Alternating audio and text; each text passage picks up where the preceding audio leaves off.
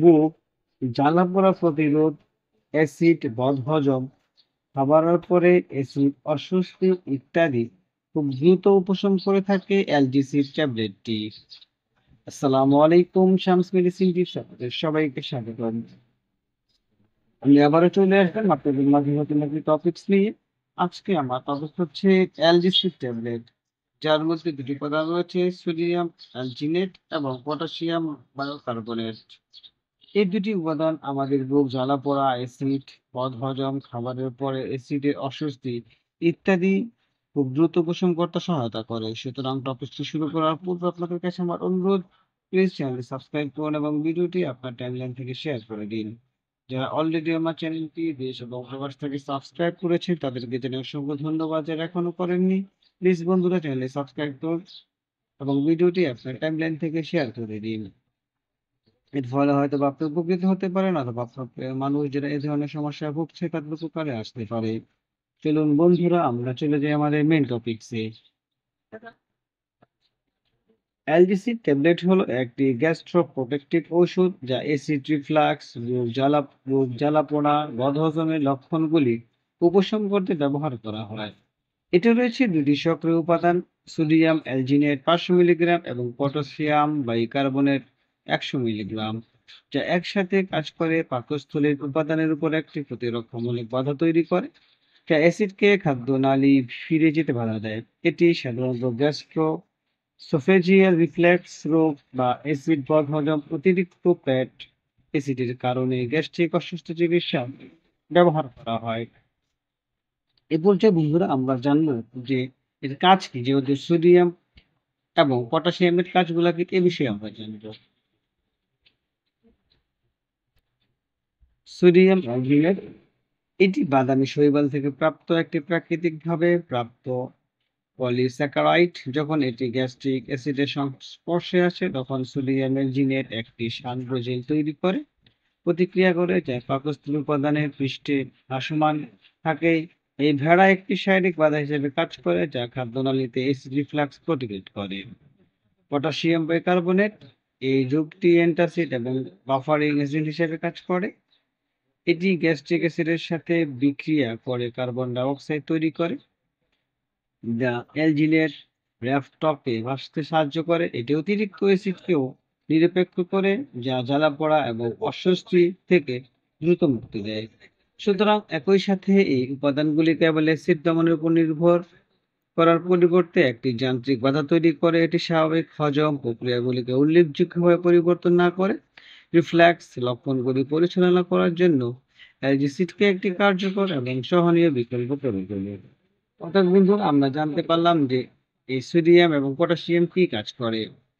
এ পর্যায়ে বন্ধুরা আমরা জানবো এই অ্যালজিসিড ট্যাবলেট কোন কোন ক্ষেত্রে ব্যবহার করা হয়। গ্যাস্ট্রোএসোফেজিয়াল রিফ্লেক্টিভ বা জিইআরভি, অ্যাসিড রিগার্জিটেশন এবং বুক জ্বালা প্রতিরোধ উপশম করার জন্য। বুক জ্বালা এবং অ্যাসিড বদহজম বিশেষ করে খাবারের পরে বা গর্ভ অবস্থায়। হাইটাল হার্নিয়া, পেটের অ্যাসিড উপরের দিকে প্রবাহিত হওয়ার কারণে রিফ্লেক্স লক্ষণগুলি কমাতে সাহায্য করে। খাবারের পরে অ্যাসিডের অস্বস্তি, জ্বালা পড়া, পেট ফাঁপা উপশম করতে ব্যবহার করা হয়। এটি মাঝে মাঝে বুক জ্বালার জন্য স্বল্প মেয়াদী এবং দীর্ঘমেয়াদী উভয় ব্যবহার করা যেতে পারে। দীর্ঘমেয়াদী রিফ্লেক্স ব্যবস্থাপনার জন্য চিকিৎসক পরামর্শ এটি সেবন করতে হয়। সুতরাং বন্ধুরা আমরা জানতে পারলাম যে এই ট্যাবলেটটি কোন কোন ক্ষেত্রে আমরা ব্যবহার করতে পারবো। এ পর্যায়ে বন্ধুরা আমরা জানবো এর ডোজ বা সেবন বিধি, কিভাবে এটি খেতে হবে। সাধারণত প্রাপ্তবয়স্কদের জন্য ডোজ হলো খাবারের পরে এবং ঘুমানোর সময় অথবা একজন চিকিৎসকের নির্দেশ অনুসারে 1 থেকে 2টি ট্যাবলেট। ট্যাবলেটটি গিলে ফেলার আগে চিবিয়ে বা মুখে ধীরে ধীরে দ্রবীভূত করা উচিত।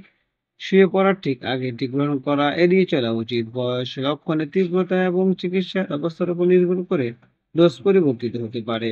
অর্থাৎ এই 1 বা 2টি ট্যাবলেট আপনি একটু চুষে চুষে খাবেন, অর্থাৎ পানি দিয়ে না খেয়ে চুষে খেতে হবে। তারপর যতটুকু থাকবে সেটা চিবিয়ে খেয়ে ফেলবেন। পার্শ্বপ্রতিক্রিয়া, সব মেডিসিনের পার্শ্বপ্রতিক্রিয়া রয়েছে। পার্শ্বপ্রতিক্রিয়ার মধ্যে রয়েছে বন্ধুরা বমি ভাব, পেটে অস্বস্তি ইত্যাদি। এ পর্যায়ে বন্ধুরা আমরা কিছু সতর্কতা জানবো, কারণ প্রতিটি মেডিসিন খাওয়ার পূর্বে কিছু সতর্কতা রয়েছে, সেই বিষয়ে আমাদেরকে জানতে হবে। কিডনি সমস্যা বা হৃদরোগে আক্রান্ত রোগীদের সোডিয়াম, পটাশিয়ামের পরিমাণের কারণে সতর্কতার সাথে অ্যালজিসিড ব্যবহার করা উচিত। গুরুতর আলসার বা দীর্ঘস্থায়ী জ্বর এ সুষম খাদ্য বা সঠিক চিকিৎসার বিকল্প হিসেবে এটি ব্যবহার করা উচিত নয়। অর্থাৎ যাদের কিডনি সমস্যা রয়েছে, হৃদরোগের সমস্যা রয়েছে তাদেরকে অবশ্যই এটি সতর্কতার সাথে ব্যবহার করতে হবে। গর্ভাবস্থায় এটি খাওয়া যাবে কিনা বন্ধুরা? গর্ভবতী এবং স্তন্যদানকারী মহিলারা চিকিৎসার তত্ত্বাবধানে এলজিসিড ব্যবহার করতে পারবেন, কারণ এটি সাধারণত নিরাপদ বলে বিবেচিত করা হয়।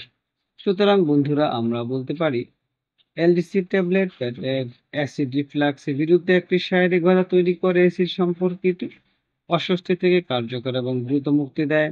অ্যাসিডকে নিরপেক্ষ করা এবং বিপরীত প্রবাহ প্রতিরোধ করা দ্বৈত ক্রিয়া এটিকে জাট, রোগ, জ্বালা এবং সম্পর্কিত অবস্থার ব্যবস্থাপনার জন্য একটি নির্ভরযোগ্য পছন্দ করে তোলে। নিরাপদ, অসিস্টেমিক এবং ব্যবহারে সহজ অ্যালিসিড পাচনতন্ত্রের জন্য প্রশান্তিদায়ক সুরক্ষা প্রদান করে এবং সামগ্রিক গ্যাস্ট্রিক আরাম উন্নত করে। অর্থাৎ বন্ধুরা আমরা জানতে পারলাম এই এলজিসি ট্যাবলেটটি কোন কোন ক্ষেত্রে ব্যবহার করা হয়। সুতরাং আপনার যদি এই ধরনের সমস্যা থাকে তাহলে আপনি এলজিসি ট্যাবলেটটি সেবন করতে পারবেন। প্রয়োজন বুঝে যে আপনি একজন অভিজ্ঞ ডক্টরের পরামর্শ নিতে পারেন, অথবা আপনার পাশে যে স্বাস্থ্যসেবা কর্মী রয়েছে রেজিস্টারকৃত তার সাথে আলোচনা করে সেবন করতে পারবেন। কোনোভাবেই ডক্টরের পরামর্শ ছাড়া মেডিসিন সেবন করবেন না। আমাদের এই চ্যানেলের মাধ্যমে শুধুমাত্র আমরা কোন রোগের জন্য আপনি কোন মেডিসিনটি সেবন করবেন সেই সম্পর্কে বলা হয়। সুতরাং যে কোনো মেডিসিন সেবন করার পূর্বে অথবা অন্য কাউকে সেবন করার উৎসাহ দিতে অবশ্যই ডক্টরের পরামর্শ নিয়ে সেবন করতে উৎসাহ প্রদান করবেন। ভিডিওটি যদি ভালো লাগে এবং উপকারী মনে হয় তাহলে অবশ্যই বন্ধুদের সাথে শেয়ার করে দিন। আবারও বলছি বন্ধুরা, প্লিজ চ্যানেলটি সাবস্ক্রাইব করুন এবং ভিডিওটি আপনার টাইমলাইন থেকে শেয়ার করে দিন। এর ফলে হয়তো বা আপনি উপকৃত হতে পারেন, অথবা আপনার প্রিয় মানুষ যারা এই ধরনের সমস্যায় ভুগছে তাদের উপকারে আসতে পারে। তাছাড়া আপনি যদি কোনো নির্দিষ্ট টপিক সম্পর্কে জানতে চান অবশ্যই আমাদেরকে কমেন্টস করে জানান। আমরা আপনাদের সেই কমেন্টস অনুযায়ী আপনাদের জন্য সেই ধরনের ভিডিও নিয়ে আসবো। আজ এ পর্যন্তই। আগামীকালকে আবার কথা হবে নতুন কোনো টপিক নিয়ে। সেই পর্যন্ত সবাই সুস্থ থাকুন, ভালো থাকুন এবং শামস মেডিসিন চ্যানেলের সাথেই থাকুন। লাইক, কমেন্ট, শেয়ার করে আমাদেরকে পরবর্তী ভিডিও বানাতে উৎসাহ প্রদান করুন। সকলকে ধন্যবাদ।